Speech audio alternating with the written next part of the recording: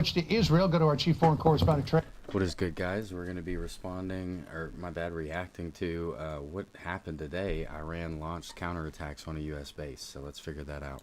Yankees live in Tel Aviv with the latest, not only from Israel, but what do you make of the fact that this appeared to be a pretty limited response, Trey?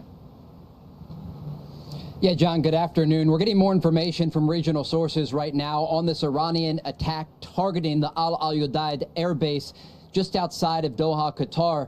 The latest information that we have, according to the Qatari Foreign Ministry, they say these missiles were intercepted over the Qatari capital of Doha. They say there are no injuries on the ground, and the Qataris are condemning this attack launched by Iran. This is significant, but not unexpected. The distance between Qatar and Iran is just over 100 nautical miles, and this is a large base, the largest American base in the region. And it had largely been evacuated, according to one source that we spoke with before this attack took place. The Americans understood that Qatar, Kuwait, and Bahrain could be on the top target list for the Iranians in any sort of response following those strikes that were ordered by President Trump to go after Iranian nuclear facilities over the weekend. We're working to get some confirmation about reports that American bases in Iraq may have been targeted. But again, the information that we have about the Gulf is significant. There are air defense systems in Qatar, both the THAAD missile defense system and the Patriot system. And according to some initial video that we reviewed from sources in Doha, it looks like, if not all, but the majority of these incoming missiles were shot down overhead. In terms of what led up to this, we know earlier today the U.S. Embassy in Doha sent out an alert to American citizens in Qatar to shelter in place. Shortly after that, the airspace over this country was closed. You could see on flight radar maps a number of flights diverting to other regional airports. And again, that condemnation coming in from the Qataris. We're also monitoring Iranian state media at this hour, who says that they launched this attack, calling it the Annunciation of Victory. Iranian state media also saying their military says this was a devastating and powerful attack. This is not unexpected propaganda to receive from the regime in Tehran, but again, an indication that the Iranians are looking to save face following this U.S. strike that went after their nuclear facilities over the weekend. Other regional countries, including Kuwait, Bahrain, and the UAE, do remain on high alert at this hour over concern that there could be further attacks on U.S. interests in the region. Of course, the Fifth Fleet in Bahrain. There are also thousands of American forces in Kuwait. And then the possibility that Iraq could be targeted as well. I can take you back to 2020 when the Americans ordered that drone strike against Qasem Soleimani outside of Baghdad's international airport. The Iranians responded then with 13 ballistic missiles against the Ain al-Assad air base in western Iraq. And so, of course, missile defense systems across the region remain on high alert. Again, the Americans knew this was a possibility and largely evacuated much of their personnel from these areas. John, Sandra? All right, just going through the Qatar response here. Qatar saying it reserves the right to respond after this Iranian attack. As John just reported, Qatar is saying no casualties from that attack at the U.S. military base. Thank goodness. And the top security body there, Iran's top security body there, is saying armed forces used the same number of bombs that the U.S. had used in attacking Iran's nuclear facilities. That is per the latest statement that we've been digesting, Trey. Please do weigh in on that. As John and I were just discussing, is what we're seeing, is this evidence of diminished capabilities on the part of Iran? Look, the types of missiles that the Iranians are likely using against American interests in Qatar. I'll say this, guys. If this didn't go as they planned, like if we shot those missiles down, that means there's more coming. Right now, they're only targeting bases that are in Iran. But I have a feeling that it's not going to just be an in-Iran battle. I think there's going to be a little bit of a stretch. As Jennifer noted, are some from their shorter range arsenal.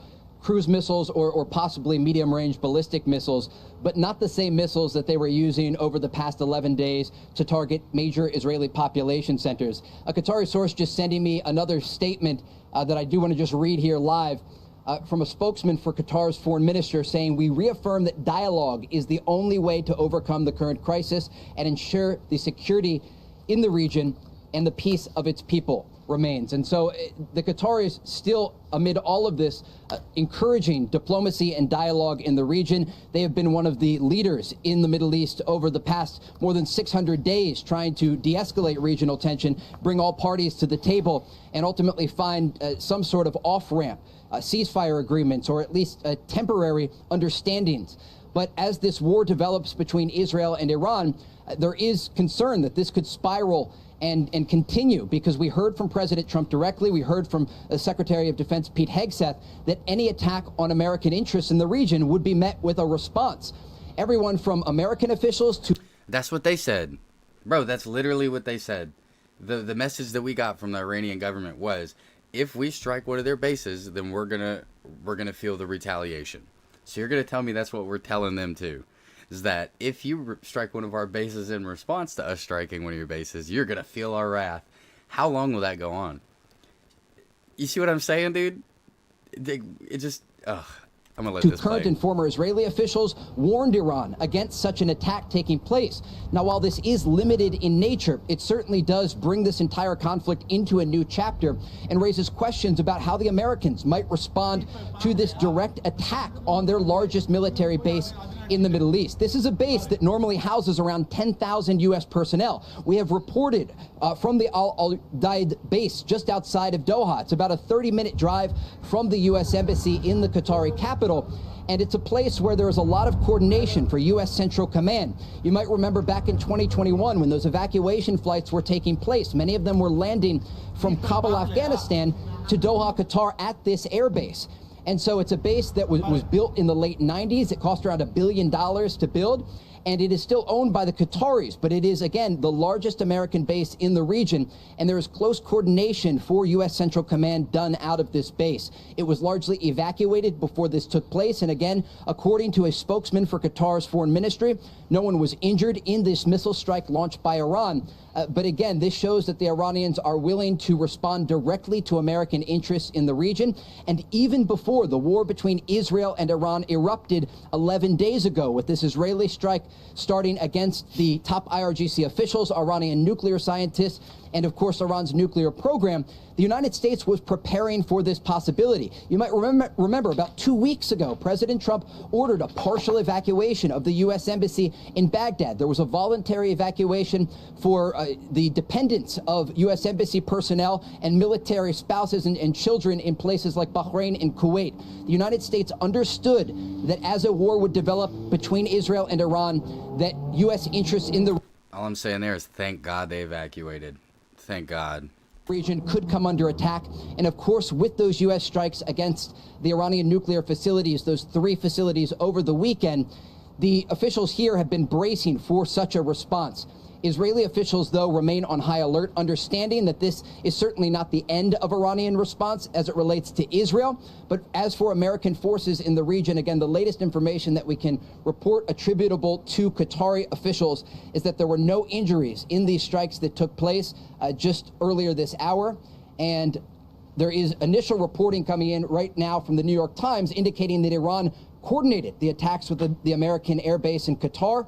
And Qatari officials gave advance notice that the attacks were coming to minimize the casualties. Again, that information attributable to the New York Times, but this is not surprising because they did a very similar coordination back in 2020 in response to the killing of Qasem Soleimani, that drone strike that President Trump ordered. This was meant to contain possible escalation in the region. And so we'll work on matching that reporting from the New York Times. All right, we'll say something about that. It's meant to contain possible escalation in the region. And so, no, I get this. Look, if you think Iran's building nuclear weapons and you're trying to stop them having nuclear weapons because you know they're the most likely to pop off with them, starting war early does not solve that, dude. There's so many different ways. I don't know. I feel like there's just a little preemptive. I think we're just showing our colors here as the U.S. Alex says, hey, man, who should win the NYC primary tomorrow? Cuomo or Mandemi? I don't know. I don't know, brother. I don't live in NY. I haven't been paying attention to that. Whoever you think is best, honestly, I trust your guess. But it would not be surprising that the Iranians wanted to coordinate their response as to not drag more officials and militaries in the region into the current war that is escalating between Israel and Iran. Guys? You know, as you're on the air, Trey, and you probably can't see it, we're getting some pretty spectacular footage of the missile intercepts there. We don't know if it was all just American Patriot missiles or if there were other anti-missile devices that were sent up into the sky as well, but it's looking very much like Israel did over the last couple of weeks. Apparently, the Iranians have given this a name, Operation Fatah's Blessing, against the American Al Udeid air base in Qatar. This question to you. So we saw the response at the Al-Assad air base, and somewhere up to 17 missiles fell on the Al-Assad air base.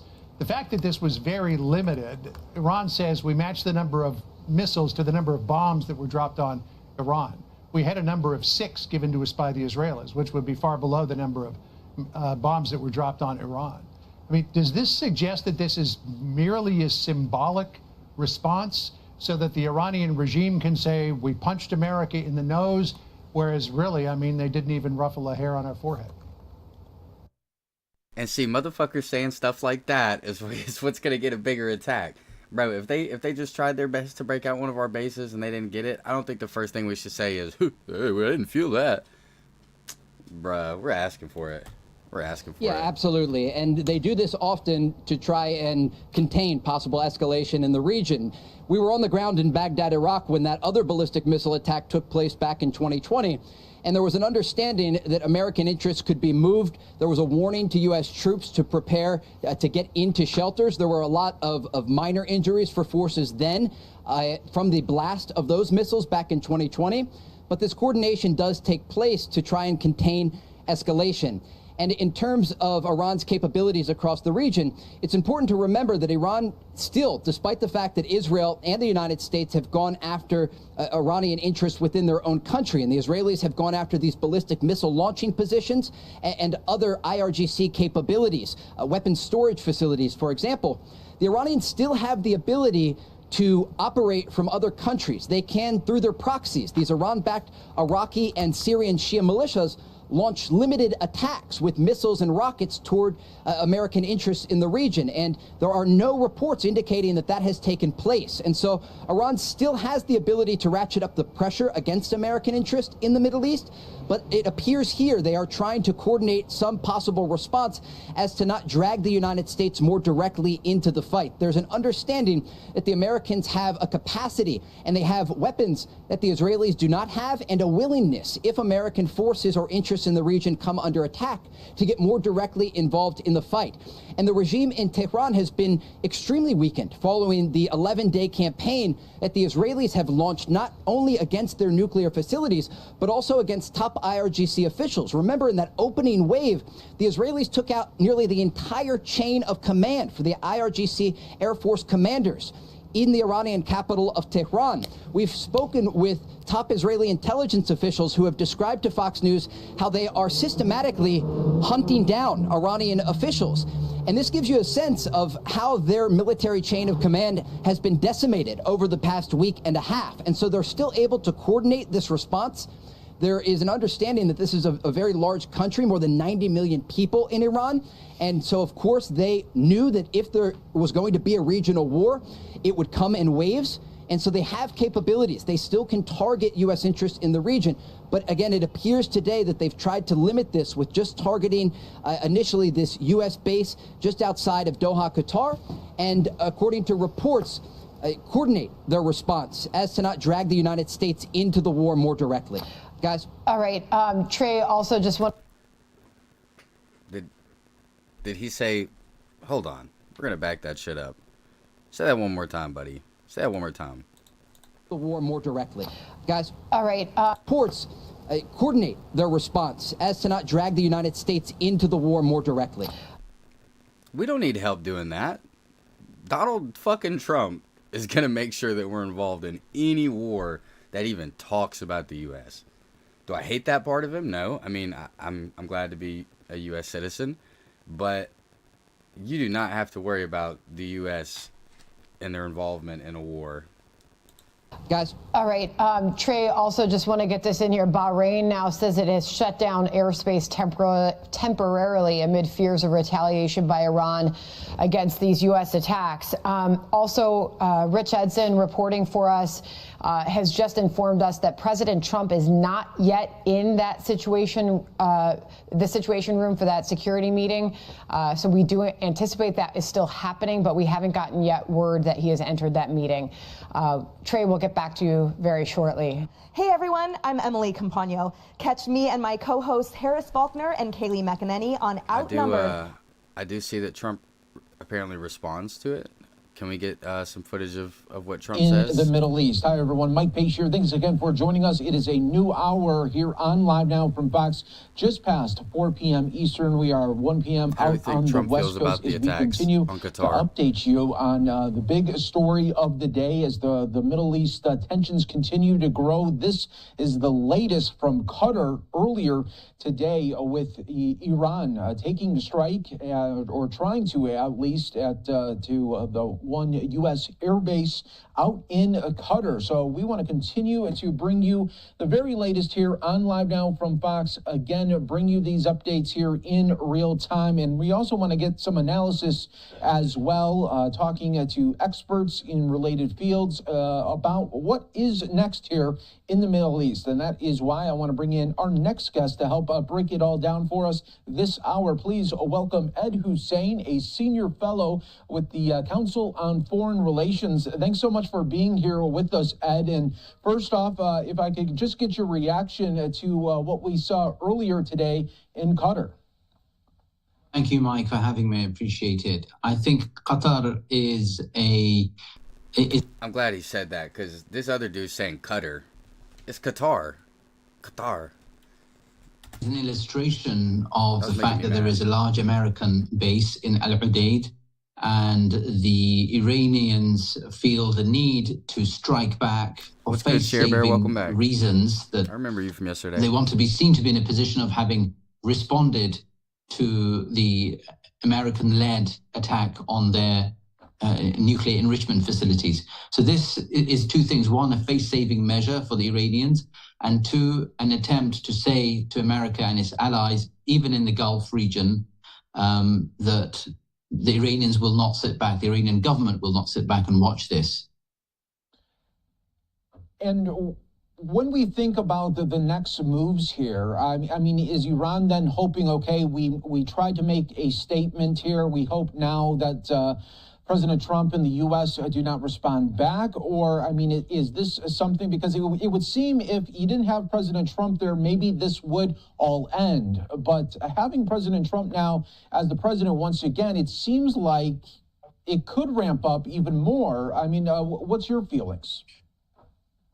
My honest assessment is that, and this is based on President Trump's previous comments, that when Qasem Soleimani was killed during President Trump's first era in office, the Iranians called the White House and said, we will conduct an operation near an American naval base. Please don't respond, and please ensure that no one is on the move. We just need to do something to show to our people that, look, we can attack an American base.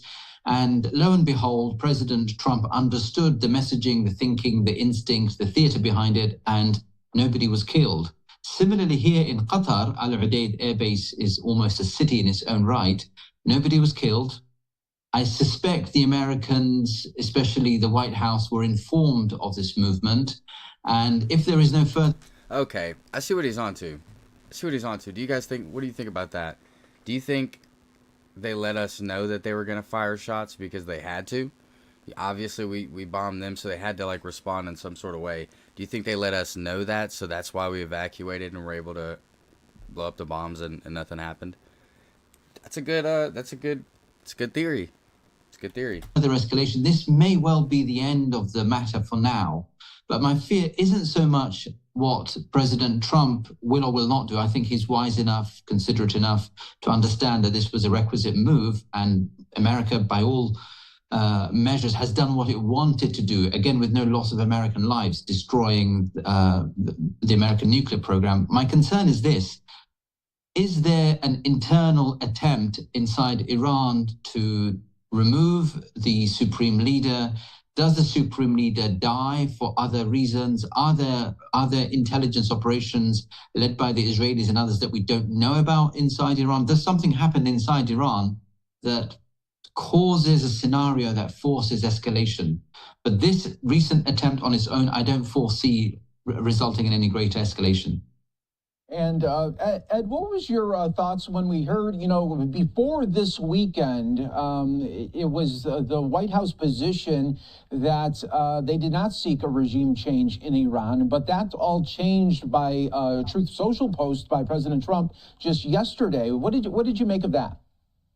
I think, Mike, that it was right for President Trump and the American administration in general not to seek regime change in Iran. Okay, chat, this is the only part of the whole thing I don't understand. Somebody in chat, if you know, please explain the regime change to me. I have not studied enough on what that was supposed to be about.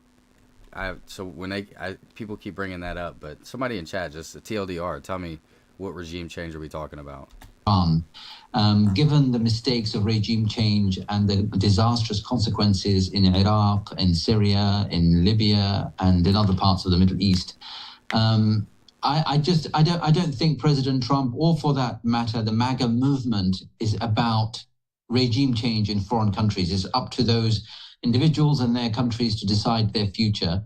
I also think it's dangerous for Iran to have a regime change that's imposed by either America or Israel, for the simple reason that the Iranian composition is Persian, is Arabic, is Baluchi, is Azeri, and you open up an ethnic tinderbox, and it's not in American interest, or I'd argue even in Israeli interest, to want to get involved in a country that is so complicated, so ancient, and so on the border of so many of our allies and so many military and naval bases, that it makes very little sense. It's in our interests and in the Israeli interests to minimize chaos in Iran and to ensure that the Iranian mullahs, the fanatical Islamists, don't have a nuclear weapon. We've ensured that. So I think from our perspective, from a Western and an Israeli perspective, mission accomplished. Let's just scale back. Let them have a few pops at a few military bases, as long as there's... Okay, I see Insidious says that the regime change is just changing the leadership in Iran. But, okay, I get that. What is my question is, like, what does the U.S. have to do with that? Were we a part? How are we a part of the regime change? I keep hearing that, like maybe we were supposed to kill somebody, or I don't know. Like, how is the U.S. involved with the regime change? Or are we at all? No damage done to American lives and American interests. We should be wiser as per American. Yo, Jew, appreciate it. Welcome in, my man. Thank you for the sub on YouTube. And President Trump's conduct so far, he's been very clever, very shrewd, very sharp.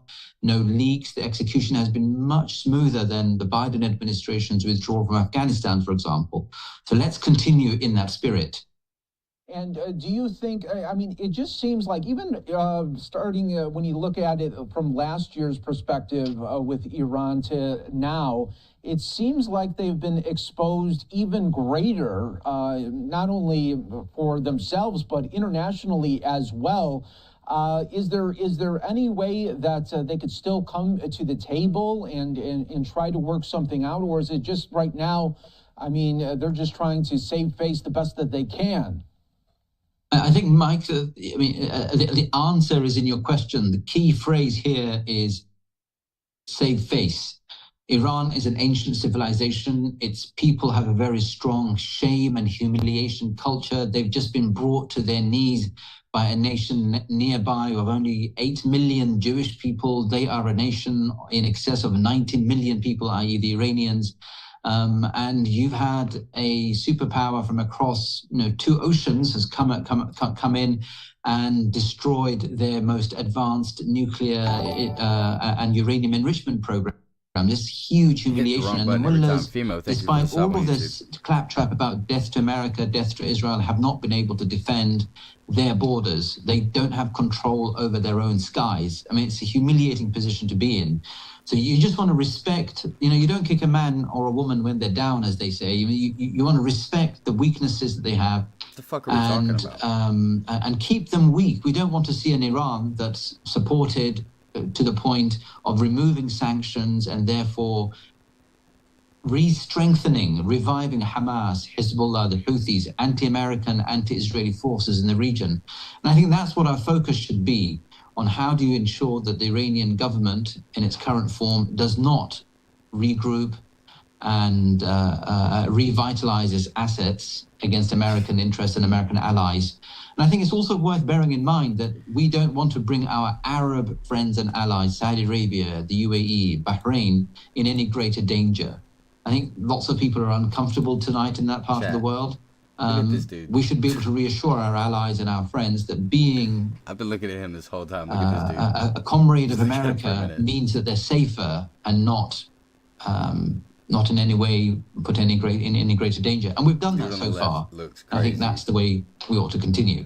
Yeah, all solid points there. And lastly here, before I let you go, what was your take from some of the U.S. media's response and kind of their talking points from what happened over the weekend with the U.S. Striking Iran? I mean, it seemed like in some modes there were trying to take the, well, was it a big strike? Was it not a strike? Was it successful? There was a kind of a lot of back and forth, and I only bring this up because of what President Trump put on Truth Social earlier today, talking and really laminating the media for some of their negative ways on reporting of what happened on Saturday. So I just want to get your take on that and what you thought about that. This is a great question, Mike, and it speaks to a much deeper problem here in America, that rather than support the American president at a time of a military operation, at a time of war, elements of the media want to poke fun at the American operation and want to be seen to be minimizing American successes, and want to believe the narrative of the enemy, in this case, the Iranian government, and its claims that sufficient damage has not been done. You know, it tells us something about the moral compass of some journalists who would much rather believe America's enemies than believe America's allies and the American president and the American intelligence assessment. And those three indicators, i.e. Americans, intelligence agencies, America's president and America's allies, have confirmed that significant damage was done.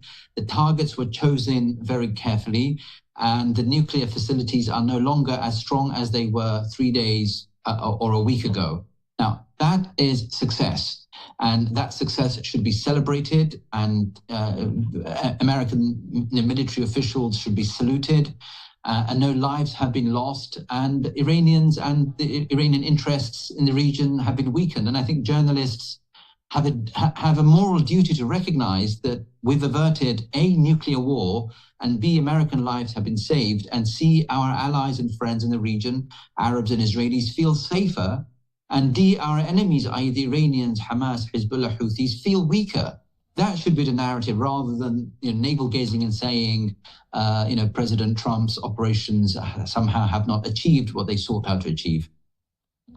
Yeah, all great points there, Ed. I want to keep you on, though, right now. We are getting some breaking news. President Trump putting on Truth Social an update here. So I want to read this out to everybody, and you stay on here, and we'll have your remarks at the back end of this. But just being put out right now, President Trump on his Truth Social saying, Iran has officially responded to our obliteration of their nuclear facilities with a very weak response, which we expected, and have very effectively countered. There have been 14 missiles fired, 13 were knocked down, and 1 was set free because it was headed in a non-threatening direction. I am pleased to report that no Americans were harmed and hardly any damage was done. Most importantly, they've gotten it all out of their system, and there will hopefully be no further hate.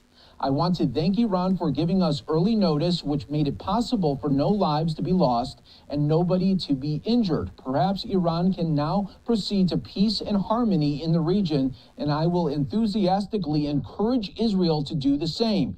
Thank you for your attention to this matter there. So that is the big news there coming, and pretty much what you were saying there, Ed, earlier, that they did get the advance notice, and that they were he feels chat. that they were just trying to make a statement to save face. Confirm. Yes, I mean, it's exactly, Mike, as you say. We were just discussing this seconds ago, and that is the Iranian approach to President Trump, to President Trump's America, one of respect, one of dignity, and one of fear. Isn't that kind of crazy?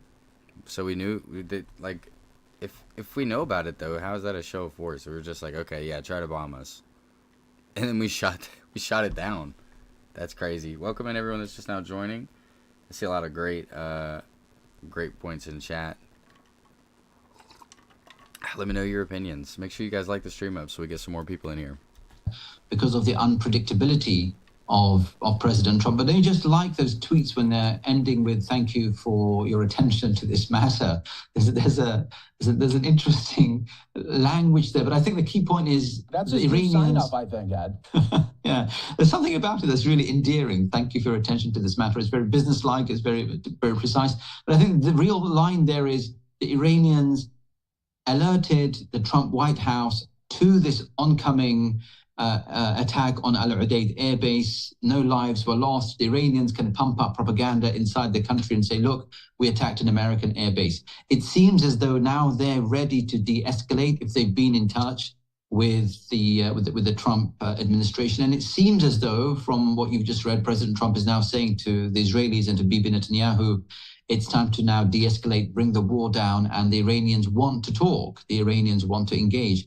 Be that via Turkey, be that via the Europeans, or be it directly, we will see in the coming days. But as things stand now, Mike, God forbid that there should be any unexpected developments, or the Iranian Supreme Leader dying, or an internal matter in Iran that we can't foresee. It looks, for the moment, we're reaching a place of sanity, and let's be open about this. American victory.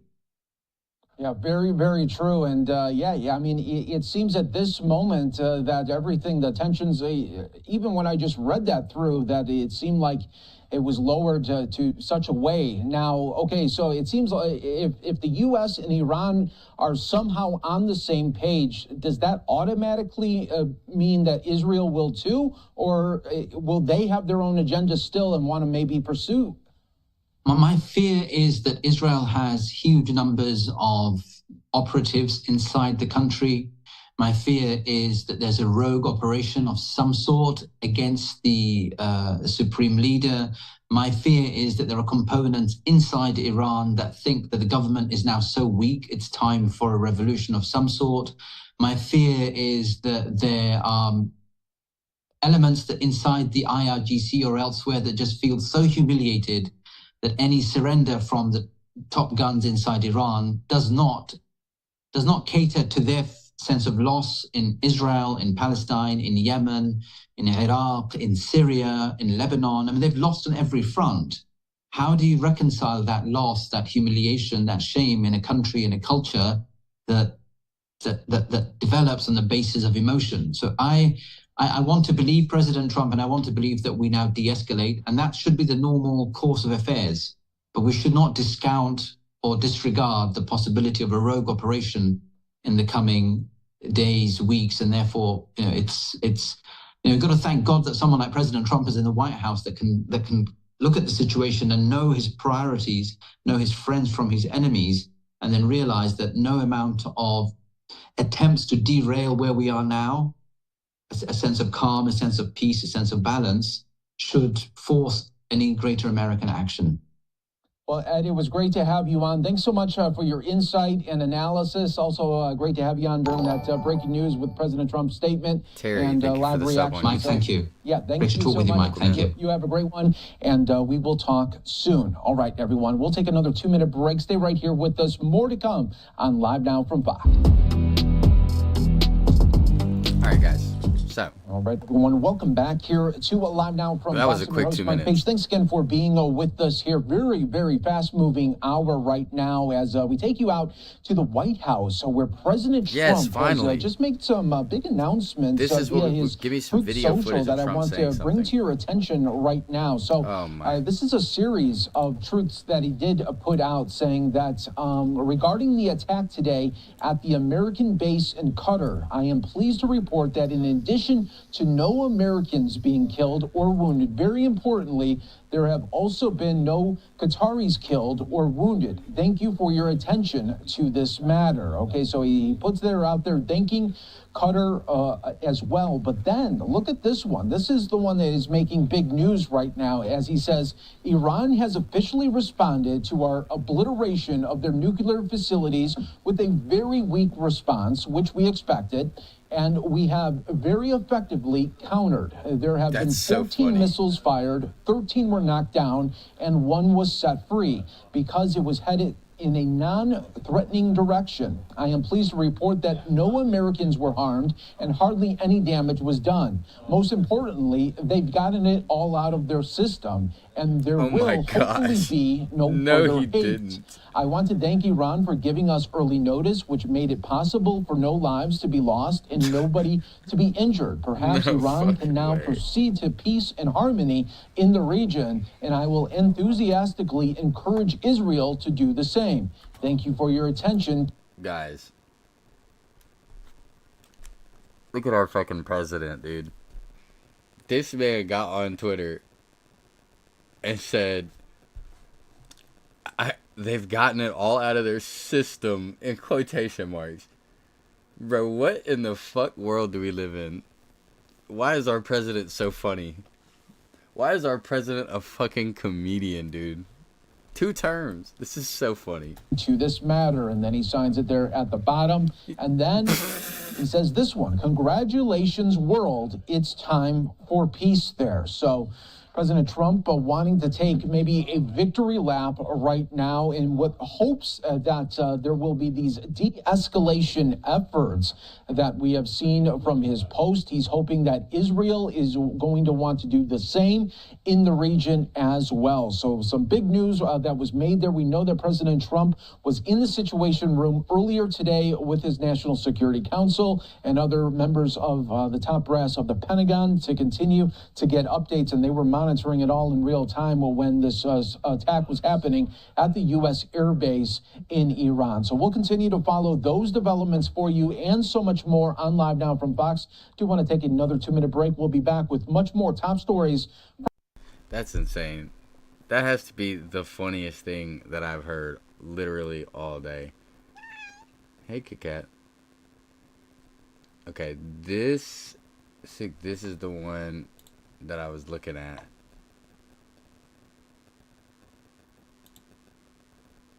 Is officially retaliating. This will show us They've some maps launched and give us more of a medium-range ballistic missiles at a United States Air Force base in Qatar. Several U.S. defense officials have confirmed that U.S. forces at the Al Udeid Air Base in Qatar were attacked earlier with short-range and medium-range ballistic missiles fired from Iran. No reports so far of any casualties to U.S. service members stationed in Qatar or the Middle East. Kuwait, Iraq have joined also Bahrain and the UAE and Qatar in now closing their airspace following the Iranian ballistic missile attack against the U.S. air base in Qatar.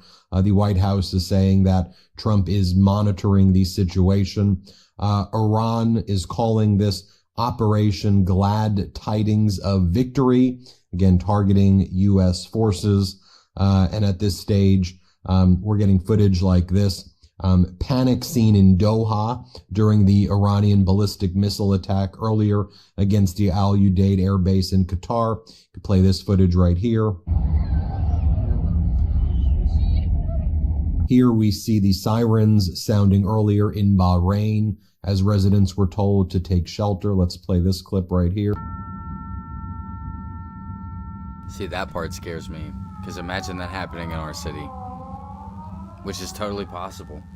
totally possible. This is footage showing surface-to-air missiles launched from the Al Udeid Air Base, intercepting the Iranian ballistic missiles earlier over Doha, Qatar. So you can see that. Play this clip.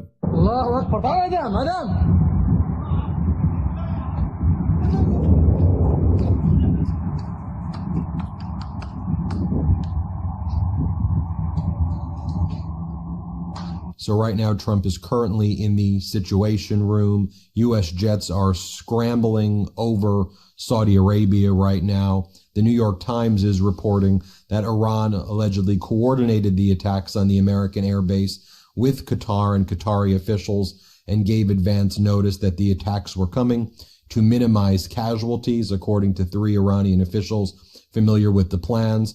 The officials said Iran symbolically needed to strike back at the U.S., but at the same time carry it out in a way that allowed all sides an exit ramp. They described it similar to the strategy to 2020, when Iran gave Iraq a heads up before firing ballistic missiles, an American base in Iraq following the assassination of its top general. The latest we have is Trump monitoring imminent threats against multiple U.S. bases in the Middle East now. Potential Iranian retaliation against other bases as well. We will keep you posted there as we learn more. I had the opportunity to interview Democratic leader Hakeem Jeffries and also the Democratic ranking member of the House Intelligence Committee, Democratic Congressmember Himes. The 2 top Democrats in this area. I interviewed them right before the retaliatory strikes. I want to play for you Democratic leader Jeffries, who talks about how Donald Trump's declaration of war powers is unconstitutional, a violation of the Constitution. Democratic leader Jeffries didn't mince words when I interviewed him. And then Democratic ranking member Himes of the Intelligence Committee. And the news was breaking as I was interviewing him. Let me bring you both of these interviews together now. Let's play them. I'm joined by Democratic leader Hakeem Jeffries. Leader Jeffries, I want to get your reaction to the strikes by the United States of Iran, the fallout, the fact that Trump did not seek congressional authorization and didn't seem to even give any notification to at least Democrats. So what's your response to everything that just happened? Constitution is very clear on this issue that only Congress has the power to declare war and to authorize the type of offensive military action that Donald Trump deployed in striking Iran. Now, Donald Trump was going to have to demonstrate to the American people and to us in Congress that there was an imminent threat that justified his actions. It's hard to imagine that he has the ability to actually prove that, because we've seen no evidence to justify this type of offensive strike. And the problem with it is that there doesn't also seem to be a plan for how to avoid the type of escalation that could result in America being dragged into another potentially disastrous Middle Eastern war, which the overwhelming majority of the American people want no part of at this moment. It seemed that less than 90 days ago, Donald Trump's director of national intelligence, Tulsi Gabbard, testified under oath that there was not an imminent threat of Iran getting a nuclear weapon. Then all of a sudden, it seemed like in the past 2 weeks, behind the scenes, I mean, we would get drips of things happening. You know, things started escalating very, very quickly. And then all of a sudden, these strikes happened. There wasn't even any communication at all with the American people of what was happening. I mean, we get Trump's social media posts online, including this morning, that looks like the rantings and ravings of a lunatic with exclamation points. We'll talk about the one from this morning, but it's unclear what the hell is even happening. I think that's what what the hell is happening is a common thing I'm hearing from our audience. The reason that the Constitution, in the wisdom of the framers, gives Congress exclusively the power to declare war and authorize military force is so that there can actually be an informed debate in public that allows the American people, through their elected representatives in the House and in the Senate, to make a decision about what is right for the country, what's in our best interest, what's in our national security interest. And so the failure to have that happen is a high bar that Donald Trump needs to cross in order to demonstrate that aggressive diplomacy, which I've called for, wasn't the right way to go. And what was strange about it all is that on Friday, he indicated that we're going to allow for 2 weeks to take place so that we can see if we can arrive at an agreement related to stopping Iran from becoming nuclear capable, which is a goal that we all share. Iran is a sworn enemy of the United States of America. We cannot allow them to become a nuclear power. The question, of course, is what is the best way to do that? And the moment seemed to call for aggressive diplomacy, not a strike that was not authorized by the United States Congress. Then a week before Trump said that, there was supposed to be, I think, the 6th round of discussions with Iran on the prior Sunday. And then Israel struck, I think, 2 or 3 days before there was supposed to be the 6th round. And then the Trump regime was basically saying, oh, that was all part of our decoy. We said we were doing a 6th round of discussion, but tricked you. And we did this because nothing's making sense. Have you been briefed? Have Democrats been briefed? Is Congress been briefed? Is there going to be a briefing? What's going on? So we'll have an all-member briefing that takes place for the House of Representatives tomorrow. I spoke to the White House on Saturday, and I asked them for a leadership briefing. Shane, she says Trump lied about 2 weeks. It was a tactical thing. You say 2 weeks globally, and then Iran has no idea when it's going to happen. He does it the next day. Nobody expects it. It was a military tactic. It was always going to be a lie there. Which has yet to be forthcoming. And if you have evidence that justifies a strike because of an alleged imminent threat of Iran becoming nuclear capable, all of a sudden present that evidence. And in the absence of doing that, you're hiding from congressional leadership on the Democratic side, and you're hiding, by extension, from the American people. So tomorrow, at that all-member classified briefing, I expect that on the Democratic side, at least, and perhaps a handful of Republicans are going to highly scrutinize the Trump administration, both as it relates to the justification for this strike without following the constitutional process, and the boastful claims that Donald Trump has made that the Iranian nuclear program has been completely and totally obliterated. We've also seen no evidence to suggest that that in fact was the case. Notwithstanding the bravery of the men and women in the armed services who carried out the strike, and we continue to pray for them and for their safety. But this is about the Trump administration and the constitutional process that's in place, the law that is required in order to authorize military force that they have not adhered to, as far as we can tell at this moment, and questioning the aftermath of the strike in terms of was it even successful, and what's their plan to avoid entering into another potentially disastrous Middle Eastern war. How unusual is it that there would not be a Gang of Eight brief or a leadership brief at this stage, and that it's the very first time that you or other leaders of the House Intelligence Committee are going to find out anything about what happened would be a few days after the strike took? How unusual is that? It's highly unusual that there wasn't a briefing in advance of any potential military action being contemplated by the Trump administration. Then he strikes Iran without congressional authorization. And then days have gone by without even a Gang of Eight briefing, which of course represents the top 4 legislative leaders in the Congress and the top 4 leaders of the House and Senate Intelligence Committee. I mean, this is extraordinary. And I explicitly asked on Saturday at the highest levels of the White House for a Gang of Eight briefing, and they have failed to produce it. What are they trying to hide from the American people by hiding from the legislative leaders in the House and in the Senate?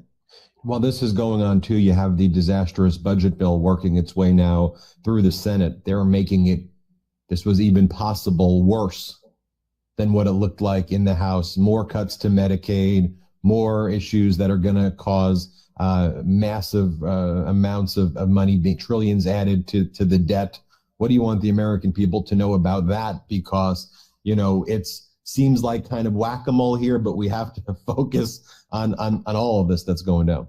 Yeah, the one big ugly bill, this GOP tax scam, represents the largest cut to Medicaid in American history. Children and families and people with disabilities and seniors and everyday Americans are going to be hurt. Hospitals will close, nursing homes will shut down. People are not going to be able to get the care that they need in community after community all across the country, including in rural America. And as a result of that, people will die. At the same time, the Republicans in this one big ugly bill are trying to enact the largest cut to nutritional assistance in American history. They are literally ripping food out of the mouths of children, veterans, seniors, small business owners, and others in order to provide their billionaire donors with massive tax breaks. And they want to stick all of us with the bill by exploding the debt by more than $3 trillion. This GOP tax scam hurts everyday Americans in order to reward billionaires. That's why we're doing everything we can to stop it in the Senate. It limped out of the House by barely a vote. It may come back to the House of Representatives, and we're going to do everything that we can to shut it down when it comes back to us, if it even makes it out of the United States Senate. Finally, I think you've seen the energy on the ground with those No Kings protests, millions of Americans peacefully protesting across the country, red states, blue states, purple states, big cities, small cities, towns of all sizes, what Americans see as an authoritarian regime that is constantly violating the law. And we see an example of it here, just going to war without providing any information, without seeking authorization. So what when we say it's unconstitutional, but when he says without any information, you got to really think about it, because the only person who had any information was Trump. We're finding out as soon as Iran's finding out. Like it's his own cabinet, like a lot of his own people very close to him politically didn't know when he was going to fire the missiles. So like, you know what I'm saying? We're definitely not going to know. When we say that he's violating the law over and over again, you know, what else can be done? I mean, I think you see people taken to the streets peacefully, but what else can be done to stop this unconstitutional encroachment? Frankly, what many people and I believe is actually a dictatorship here in the United States, as we see our brothers and sisters being disappeared by ICE agents, you know, or people who are being deputized as ICE agents, terrorizing our streets. What do we do? Well, the peaceful protests that have taken place, millions and millions of people coming out to the streets, peacefully demonstrating, pushing back against the tyrannical government that they're seeing, this flood of extremism that has been unleashed on the American people, is incredibly important. You know, it's an all hands on deck moment in terms of aggressively pushing back in the Congress, which we'll continue to do, aggressively pushing back in the courts, which we'll continue to do, but perhaps most importantly, aggressively pushing back in community after community after community all throughout the country to win the hearts and minds of the American people, as is being done. You know, we're about to celebrate our 250th birthday next year. And when this democracy thing got started, it was once said that if the people fear the government, there is tyranny. But when the government fears the people, there is liberty.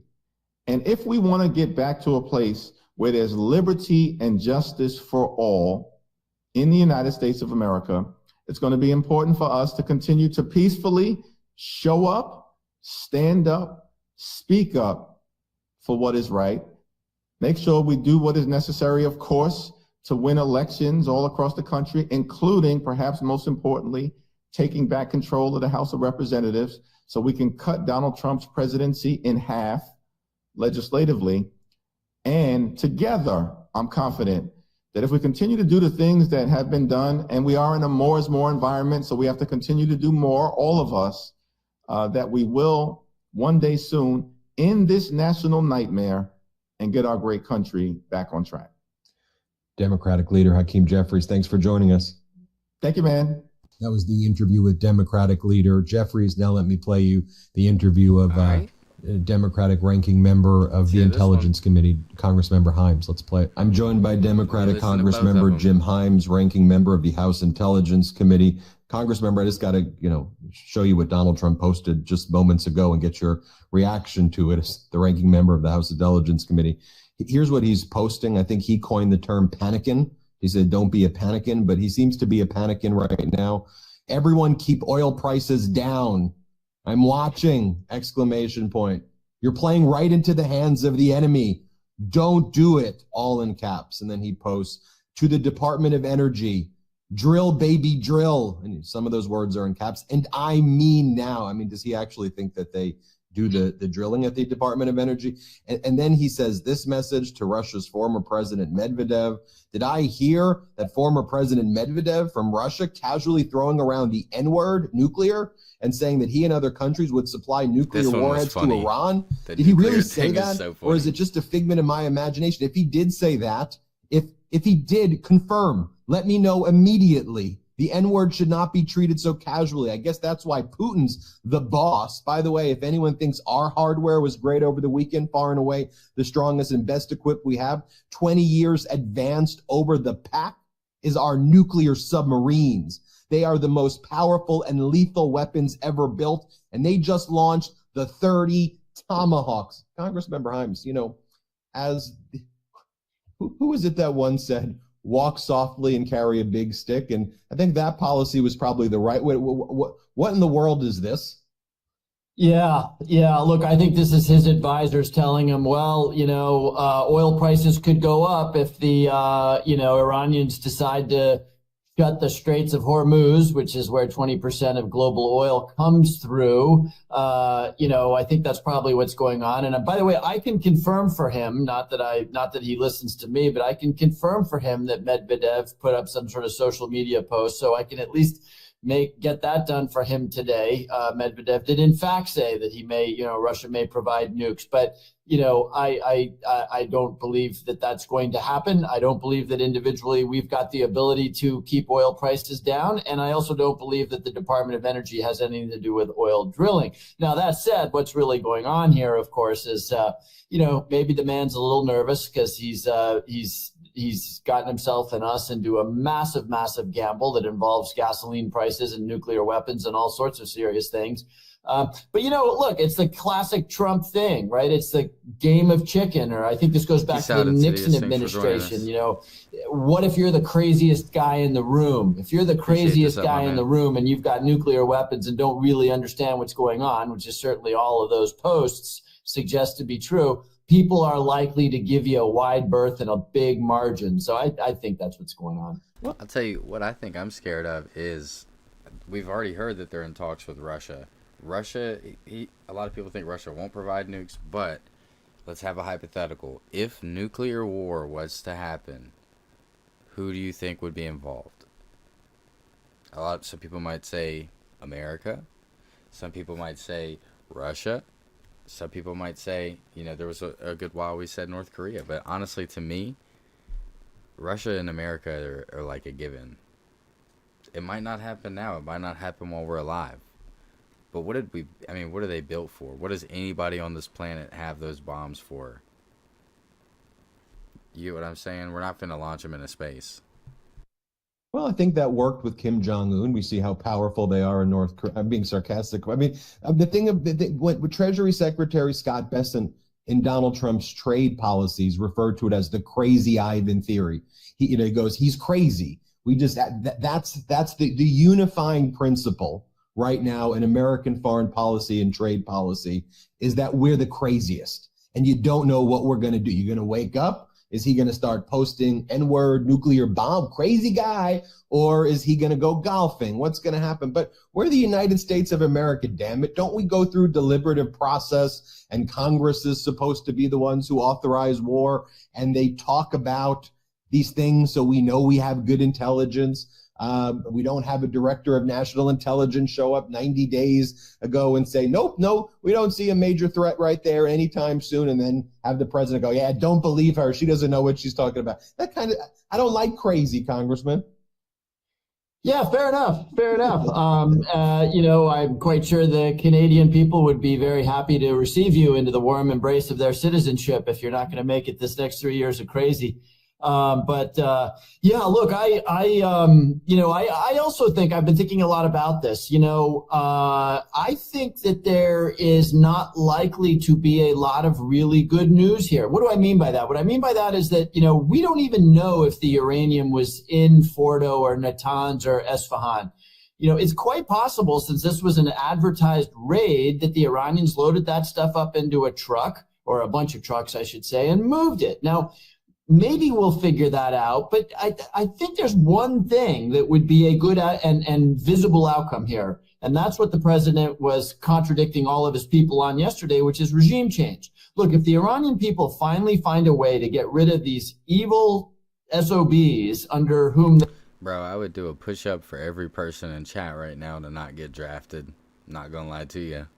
They have, labored so brutally for decades now, that would be a very visible sign of success. But, I really worry about this, because what appears to be a sign of success, which is that the regime doesn't attack our military around the world. But what if the uranium is in a warehouse somewhere right now, and the Iranians are working like crazy, North Korea style, to actually create a weapon? We might not know about that. So I think it's dawning on the president that he had successful military raids, in the sense that we shook a lot of facilities, broke a lot of stuff, and got our pilots and naval assets out of the way quickly. But I don't see that there, short of regime change, going to be obvious good news coming out of this. And I think that's beginning to dawn on the president. And when they talk about, regime change, I have to imagine, though, number one, regime change also can mean civil war, can mean boots on the ground, can mean a broader regional conflict. And I may be naive here, but I don't think that the Iranian people are going to warmly welcome a Benjamin Netanyahu proxy leading Iran, or a Donald Trump pick, and I worry that it pushes them in another direction than where they were heading when you saw protests on the street in Tehran that they were clamping down on. If regime change is coming from Netanyahu and Trump, but what are your thoughts? Yeah. Look, all we have is history to go on, and we engineered 3 regime changes in the region over the course of the last 20 years, right? Muammar Gaddafi in Libya.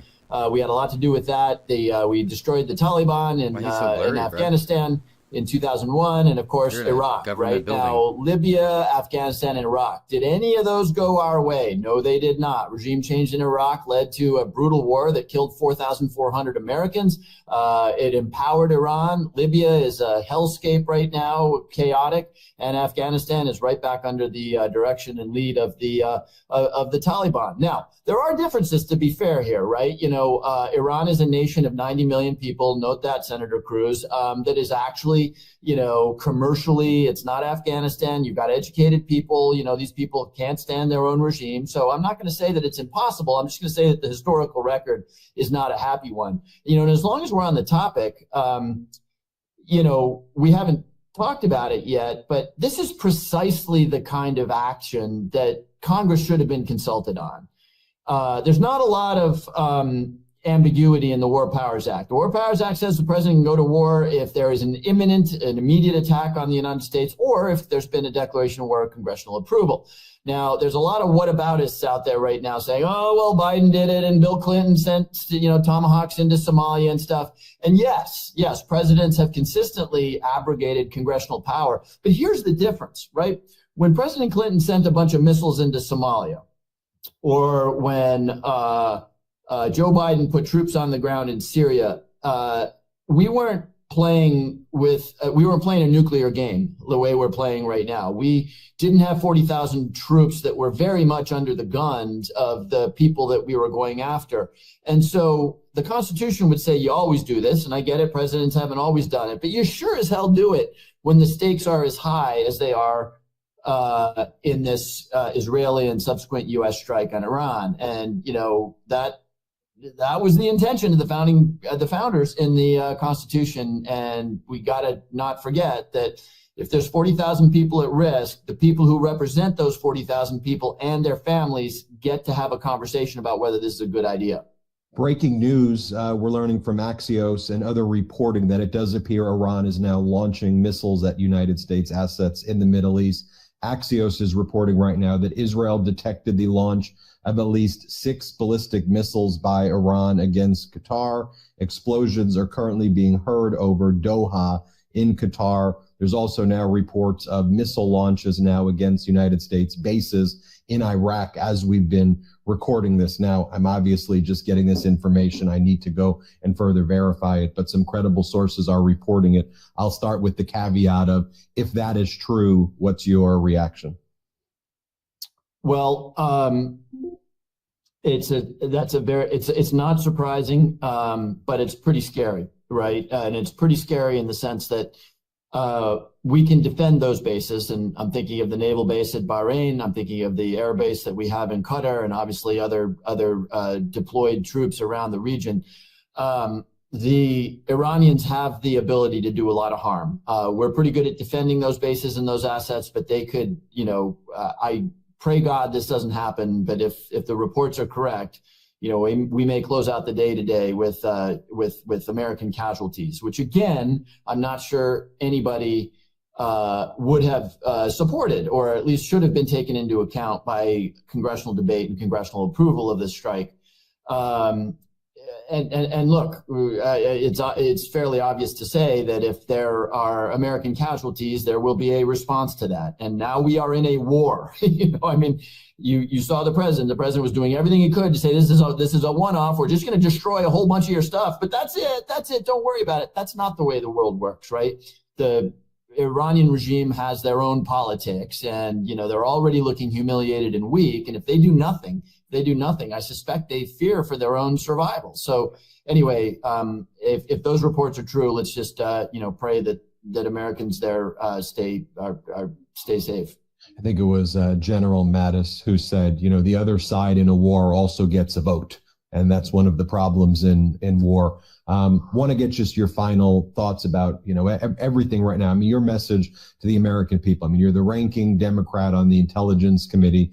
For everyone, what that means is you're the top guy, the top person on the Intelligence Committee that's usually supposed to be consulted on things like this. You're supposed to be intimately involved in this process. You have a wealth of experience to come to bear, to be helpful, usually to be working with the Director of National Intelligence and people like Hegseth and others, and in normal times collaboratively. That didn't happen here. So what's your overall message?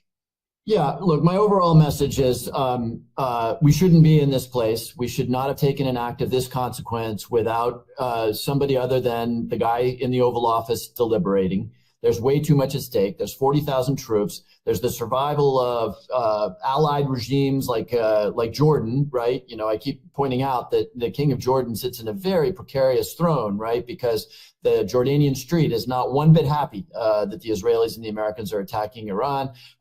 There's our military assets there. Again, if the Straits of Hormuz close, stand by for a major spike in the price of gasoline. And it's fascinating from a political standpoint, if I may just take this detour for 1 second. Here's a president who won elections saying you're paying too much for stuff. And I think these, whatever we are here, 120, 140 days are all about stuff that is going to make Americans prices higher, including gasoline, by the way, if this thing goes south, as it appears to be doing. So look, what can we do right now? We can just hope that sanity prevails. The Truth Socials and tweets that you posted don't give me a lot of confidence that sanity is going to prevail, but the stakes are way too high right now. We have to go back to the one thing that has actually proven effective at stopping the Iranians from getting a nuclear weapon, and that is a negotiated solution. The JCPOA, which was controversial, was the one thing that caused the Iranians to ship their uranium out of the country and to stop their progress. Now, the Prime Minister of Israel and the President of the United States decided they would try something else. But, you know, if this starts getting as ugly as it could get, we better get back to that diplomacy, which is the one thing that has been shown to actually slow the roll of the Iranians in their development of a nuclear program. Congressmember Jim Himes, thanks for joining us. Thanks a lot. Take care. Those were those 2 interviews. We'll keep you posted with more, but we here at the Midas Touch Network are going to be interviewing all of the kind of top Democratic leaders, top officials in this area. We'll keep you posted. Hit subscribe. Let's get to 6 million subscribers. Okay, guys, we kind of took it in from both sides. I'm not going to lie. It makes a lot of sense, especially after Trump posted. So for those of you that weren't in for most of the watch today, we knew that the attacks, we knew that the attacks were coming. They let us know. It was pretty much like, hey, you hit us with bombs, we have to shoot something back. Trump even said, we let them get it out of their system. But we did go over a little bit over our update hour. Thank you for joining us. I'm going to be streaming probably 2 more times tonight. I got 2 separate things planned, so sub to the channel if you want to check me out later. Appreciate all of you that stopped back in from yesterday, and I will catch you guys on the next one. Peace out.